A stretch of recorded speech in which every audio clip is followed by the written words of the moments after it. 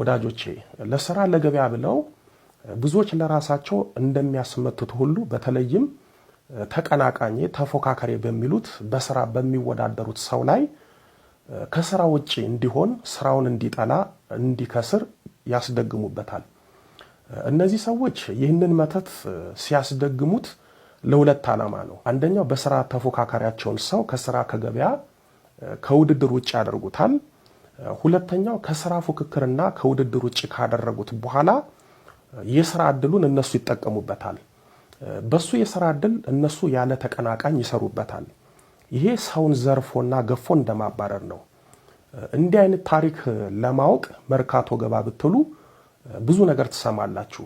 አስመጪዎች፣ ጅምላ አከፋፋዮች፣ ችርቻሮ ሻጮች፣ ሌሎቹም በመቀናናት በመቀኝነት አንዱ ላይ የሥራ መተት አስመትቶ ከሥራው ከንግዱ ዓለም ከመርካቶ አስወጥቶ ባዶ የሆኑ አሉ።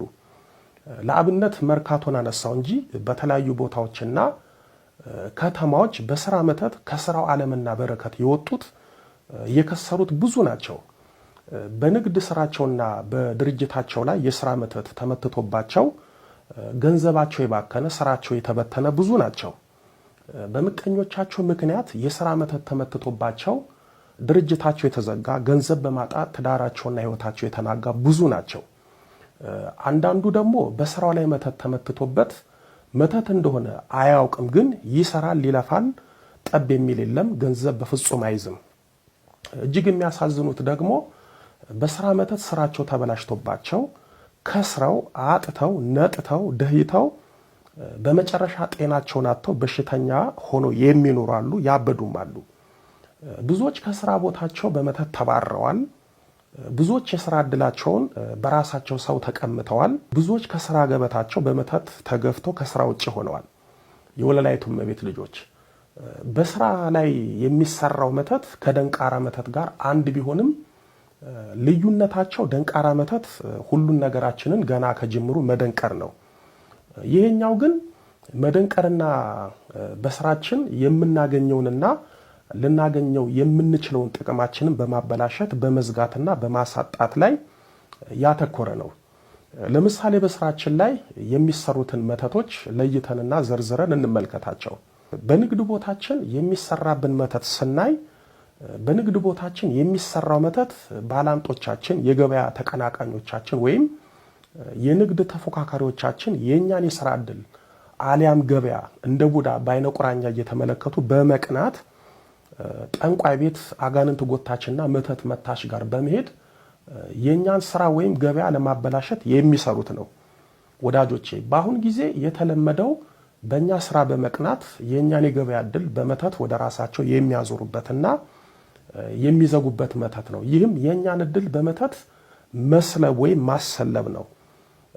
ለምሳሌ ጥሩ የልብስ ሱቅ ቢኖረን በአቅራቢያችን ያሉ የኛኑ ስራ የሚሰሩ ግን የኛን ገበያ በቡዳኛ የሚያማትሩ አሉ። እነዚህ ሰዎች በእኛ ገበያ ወይም እኛ በመሸጣችን ቆሽታቸው የሚያር አንጀታቸው የሚንጨረጨር ስለሆነ የኛን ገበያ ስለማበላሸት ወይም ወደ ራሳቸው ስለማዞር ነው የሚያስቡት። በዚህም ጠንቋይ ቤት ደፍተራ ጋር በመሄድ የኛን ገበያ ለማጥፋት ወይም ለማበላሸት ከሆነም ወደ ራሳቸው ለማዞር መተት ያስመትቱብናል። በዚህም የኛ ገበያ ይጠፋል፣ ይዘጋል። እንኳን የሚገዛን የሚጠይቀን ሰው እስኪጠፋ ውሏችን ከዝንብ ጋር ይሆናል። የምንተማመንባቸው ከኛ ውጪ የማይገዙት ደንበኞቻችንም እልም ብሎ ይጠፋሉ። የሚገርመው በስራችን ላይ መተት ሲመተት ደንበኞቻችን ባልታወቀ ምክንያት ይጠፋሉ። ከመጡም ከኛ አልፎ ከሌላ ይገዛሉ። በተለይ ዛሬ ካልተሸጠ ነገ የሚበላሽ ነገር ከሆነ ለምሳሌ ስጋ ቤት፣ ምግብ ቤት ወዘተ ከሆነ በስራ መተት ምክንያት ገበያው መዘጋት ብቻ ሳይሆን ያዘጋጀነው ነገር ይበላሻል፣ ገንዘቡን በኪሳራ ይባክናል። ያስመተቱብን በስራ ተወጥረው ሽጠው ሲውሉ እኛ ዝንብ እሽያል የነሱን ገበያ እየታዘብን በእነሱ ገበያ እየተገረምን እንውላለን። ግን እኮ የሚሸጡት የሚለውጡት በእኛ የገበያ ዕድል ነው። በነገራችን ላይ የገበያ ዕድል የሚባለው ድግምት ብዙ ነጋዴዎችና ሰዎች የሚጠቀሙበት ነው። ብዙ ደፍተራዎችም ብዙ ገቢ የሚያገኙበትና ለብዙ ሰዎች የሚደግሙት አንዱ ድግምት የገበያ ዕድል መተት ነው። ለገበያ እንሰራለን፣ የተዘጋ ገበያ እናስከፍታለን። በገበያ መተት ሀብታም እናደርጋለን የሚለውን መስማት በአሁን ጊዜ በጣም ቀላል ሆኗል። የወለላይቱ እመቤት ልጆች እንደነገርኳችሁ በስራችን በመቅናት የሚመተት መተት ዓላማው ስራችንን ማበላሸትና የስራ ዕድላችንን መቀማት ቢሆንም ግን በስራችን ምክንያት የተመተተው መተት ጤናችንንም ህይወታችንንም ቤተሰባችንንም ሊጎዳ ይችላል። ምክንያቱም መተቱ የሚመተተው በአንድ ነገር ላይ ስለሆነ የተመተተበትን ነገር እንደ ደንቃራ መተት አምጥተው በስራ ቦታችን ሊጥሉትና ሊያስቀብሩት ስለሚችል ነው። እኛም በስራ ቦታችን የተጣለውን አሊያም የተቀበረውን መተት በእጃችን ስንነካ በእግራችን ስንረግጥ በሽተኛ ልንሆን እንችላለን። ምክንያቱም ያለ ጸሎት ህይወት የተጣለን መተት በእግር መርገጥ ወይም በእጅ ማንሳት ከበሽታ እስከ ሞት ሊያደርስ ይችላል። ለምሳሌ በእጃችን ከነካን በእግራችን ከረገጥን ስራችንን ብቻ ሳይሆን ጤናችንን ልናጣ እንችላለን። ለእጅና ለእግር ሽባነት፣ ለወገብ ህመም፣ ለሰውነት እብጠትና ቆስለት ብሎም ለሞት እንዳረጋለን። ብዙ ሰዎች ሆቴል፣ ፋብሪካ፣ ማከፋፈያ ድርጅት፣ የመኪና መሸጫ ሱቅና የተለያዩ የግል ድርጅቶች አስመርቀው ከፍተው ለጊዜው ገበያቸው ሞቅ ደመቅ ይላል፣ በዚህም ይወራላቸዋል። ግን በድንገት ባልታወቀ ምክንያት ገበያው ጠርቀም ብሎ ይዘጋል። ደንበኞቻቸውም እነሱ ባላወቁት ምክንያት ይርቋቸዋል።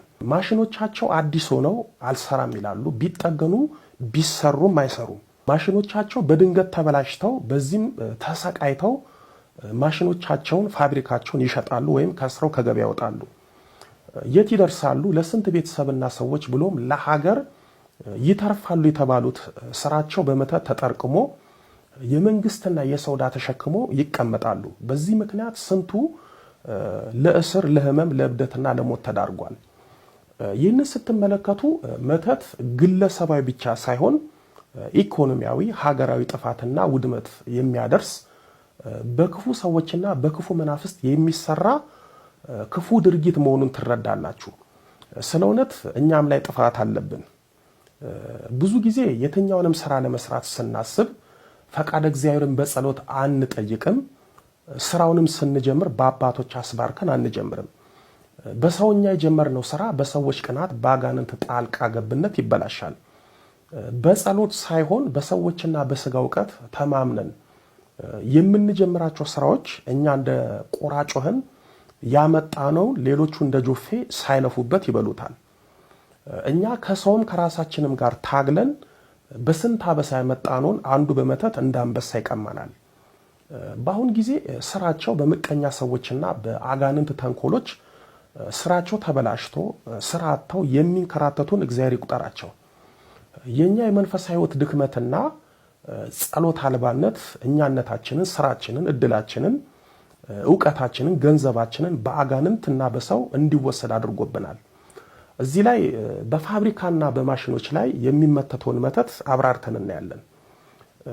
አጋንንት ረቂቅ መንፈስ ስለሆነ ለማንኛውም ተንኮል ዝግጁ ነው።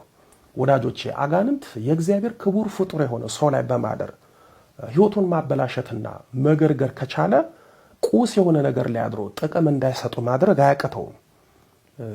በተለያዩ ገድለ ቅዱሳን ላይ እንደተጻፈው አጋንንት ድንጋይ ላይ፣ ዛፍ ላይ፣ የተቀረጸ ጣዖት ላይ በማደር እንደ ሰው ሲናገርና ሰዎችን ሲያስት ተጽፏል። ዛሬም በምቀኞቻችን በስራ ተቀናቃኞቻችን እየተጎተተ የሚመተተው መተት ሰው ሰራሽ ማሽኖች ላይ በማደር ስራቸውን በአግባቡ እንዳይሰሩ እንዳይከውን ያደርጋቸዋል። እንዲሁም በተሽከርካሪዎች ላይ የሚጣል መተትም ተሽከርካሪዎቹ አገልግሎት እንዳይሰጡ ያደርጋቸዋል። የሚገርመው ባለማሽኖችና ባለተሽከርካሪዎች ማሽኖቹና ተሽከርካሪዎቹ ብልሽት ሲገጥማቸው ተበላሸ የተባለው ዕቃ ይቀየራል፣ ግን ማሽኑ አሊያም ተሽከርካሪው አልሰራ ይላል። በስራችን ላይ የሚመተተው የስራ መተት ማሽኖችን፣ ተሽከርካሪዎችን እንዳይሰሩ ይደነቅራል። በዚህም ስራው ይበደላል አሊያም ይታጎላል። እኛም አልሆን ሲለን ኪሳራ ውስጥ እንዳንገባ የገዛነውን ማሽን አሊያም ተሽከርካሪውን በቅናሽም በወደቀ ዋጋ እንሸጣለን። የሚሆነው ምቀኞቻችን የኛን በቁም ደህይቶ ማየት ስለሚፈልጉ የሚያደርጉብን ነው። የሚያሳዝነው ደግሞ በምንሰራበትና በምንኖርበት ቤት በማሽኖችና በተሽከርካሪዎች ላይ መተት ከተመተተ እሳት ለላሰ ሀገሩን ለማሰ ደላላ ብንነግርም አልሸጥ ማለት ነው። ቀንሰን እንኳን የሚገዛን እናጣለን። የመተት አጋንንቱ በኪሳራ የምንሸጥበትን እድላችን እንኳን ይዘጋብናል። በስራ እድሉ በምቀኝነት በቅናት መተት የተመተተበት ለምሳሌ ድርጅት ወይም ካምፓኒ፣ ፋብሪካ፣ ሱቅ ወዘተ ያለው ሰው ስራው ከመዘጋጋቱ ስራው ከመበላሸቱ ባሻገር በእጁ ያለው ገንዘብ በሰበብ አስባብ ይወጣል፣ ይበተናል፣ ይጠፋል፣ ይባክናል። የስራም ይሁን የትኛውም ገንዘብ እጃቸው አይገባም፣ ከገባም አመድ ይሆናል። ስራቸው ላይ መተት የተመተተባቸው ሰዎች አንዱ የሚያሳዝኑት በአስጨናቂ ችግር ውስጥ ሆነው በእጃቸው ያለው ንብረት ለችግራቸው አይሆንም። ንብረት እያላቸው ተሽጦ ብዙ ገንዘብ የሚያመጣ ነገር እያላቸው ግን በችግር ይኖራሉ። የሚበሉት ሳያጡ ይራባሉ። ሳይቸግራቸው በመተት ተቸግረው ችግረኛ ይሆናሉ። አንድ ሰው አስታውሳለሁ፣ ትልልቅ ስራ ይሰራ ነበረ፣ ግን ስራው በመተት ተበላሽቶበት ንብረት እያለው አልሸጥ ብሎት ለመኪናው ነዳጅ የሚቀዳበት ገንዘብ ያጣ ነበረ። እኔ ሁሉ ጊዜ የማዝነው እነሱ ላይ መተት መመተቱ ብቻ አይደለም። ምክንያቱም በስራቸው በእድላቸው የሚቀናባቸው ጥሩ ምቀኛ ካለባቸው ይመትቱባቸዋል። የማዝነው ሁሉን ነገር ማለትም ስራቸውን፣ ገንዘባቸውን፣ ሀብታቸውን፣ ንብረታቸውን በመተት ካጡ በኋላ ወይም በመተት ሁሉ ነገራቸው ከወደመና ባዶ ከሆኑ በኋላ ምን ታደርጋላችሁ? ይሄን ሁሉ እንዳነሳ ያደርገኝ የቤት እየጸለያችሁ በስላሴ ስም በዙሪያ የምታንጃብብ ግቢ ውስጥ ሽንት ቤት ምናምን የቆሻሻ ልብስ ላይ ምናምን ግማግም ቆሻሻ ቦታ ላይ ያለ ተሰብሰብና ታሰር። እኔ ልጸልይ ስል ሆዴን የምትነፋኝ ፈስ የምታመጣ እንባ የምታረገኝ የምታንጠራራኝ መንፈስ ታሰር በስላሴ ስም። እኔ ልጸልይ ስል የቤት ሰራተኛ ላይ ባለቤቴ ላይ ልጆቼ ላይ ሄደህ የምትቀመጥ በስላሴ ስም ናና ታሰር። እኔ ልጸልይ ስል ወጥተህ ጠብቀህ ከጸለይኩ በኋላ መተህ የምትገባብኝ ታሰር። ቅዳሴ ላስቀድስ ሲሄድ በር ላይ ቆመህ የምትጠብቀኝ ካስቀደስኩ ከወጣሁ በኋላ አብረኝ ወደ ቤት የምትመጣ ታሰር። በቃ ይሄንን ካላችሁ በኋላ ወደ ጸበል ቦታ ስትሄዱ አብሮ ነው የሚሄደው። ለምን? ቃላችሁን ይጠብቃል። ቃል ነው እሱ ራሱ በቃል ነው የሚሰራው። እግዚአብሔርን በቃል ነው የሚሰራው። ቃል ኃይል አለው፣ በጣም ኃይል አለው። ለዚህ ነው ጥሩ ነገር ተመኙ፣ በጎ ነገር ተመኙ። ፖዚቲቭ ይሁን። ጠዋት ስትነሱ ደስ የሚል መዝሙር አዳምጡ፣ ህሊናችሁ ክፍት እንዲል በቃ የሆነ ምስጋና ያለበት መዝሙር አዳምጡ። መርጣችሁ አዘጋጅታችሁ እንዲያውም የስልካችሁ አላርም የምስጋና ቢሆን ጥሩ ነው። ከዛ ቀናችሁ ብሩህ ነው የሚሆነው። አይምሮ ምን ስለሚቀበል? ቃልን ስለሚቀበል። ቃል ይቀበላል። የሰጡትን ነው፣ አይዋሽም። እሱን እንካ ብለህ የሰጠኸውን ነው የሚቀበለው አይምሮ። ምሬት ከሰጠው ምሬት ነው፣ ምስጋና ከሰጠው ምስጋና ነው። እና ጸበል ቦታ ስትሄዱ አብሮ ይሄዳል፣ ይወጣላችኋል ማለት ነው። ይያዝላችኋል፣ ቢያኑ ይታሰራል። ደግሞ ሁሌ ስትሰግዱ ስትጸልዩ ታሰር። ከእናንተ የሚጠበቀው ተያዝ፣ ተይዛሃል፣ ታሰር፣ በስላሴ ስም ታሰር። ከዛ በኋላ መሸኘት ትችላላችሁ። ከዛ ማሸኘትም ትችላላችሁ፣ ደስ ያላችሁ ጸበል ቦታ። እና እህታችን ወለተ ስላሴ በጣም ነው የማመሰግነው። እግዚአብሔር ያክብርልን። እኔ በጣም ተመሬብሻለሁ። ለህዝብ ያላቀረብኩት ሌሎች ነገሮች አሉ። ወጣ ገባ እያለ የሚያስቸግር መንፈስ በጣም አሰቃይቷት ነበር። እናቷ ላይ ሆኖ በጣም ያሰድባታል። ስራ ባልደረቦቿ እንደው በእኔ አልተገለጸም በደንብ። ስራ ባልደረቦቿ በጣም ነው ያንቋሸሿት። ይሄ ሁሉ የሚያሳየው ምንድነው? ገርሙ ግን በጣም ብልጥ ናት ልጅቷ። ይሄ ነገር ማለት በትክክል እኔ ላይ የነበረ ባህሪ ነው። አይ አለመታደል መጥቶብሽ ነው እኔ ጋር ነበር እኮ ያለች ትታዘባቸዋለች እንጂ በመጥፎ ነገር አታስባቸውም። አልተቀየመቻቸውም። ለምን? ቅዱስ ቁርባን ልትቀበል ተዘጋጅታለች። የተረዳችበት መንገድ በራሱ